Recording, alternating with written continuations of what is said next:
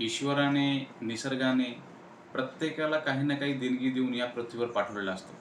परंतु व्यक्ती त्याकडे न पाहता परिस्थितीला दोष देत आपले आयुष्य जगत असतात.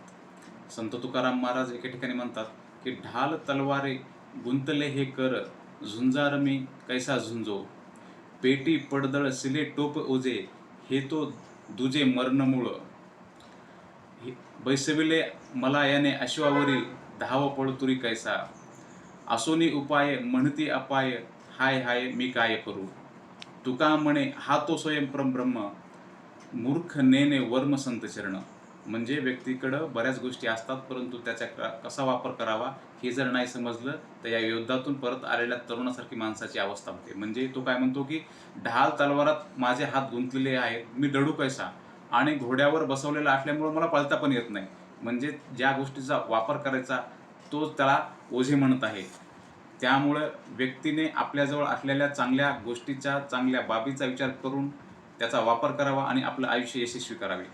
किमान जर आपल्याला नाही ओळखता आलं तरी जे असे ओळखणारे तज्ज्ञ असतात किंवा संत असतात, अशा लोकांच्या तरी सहवासात राहून आपलं आयुष्य यशस्वी करावं.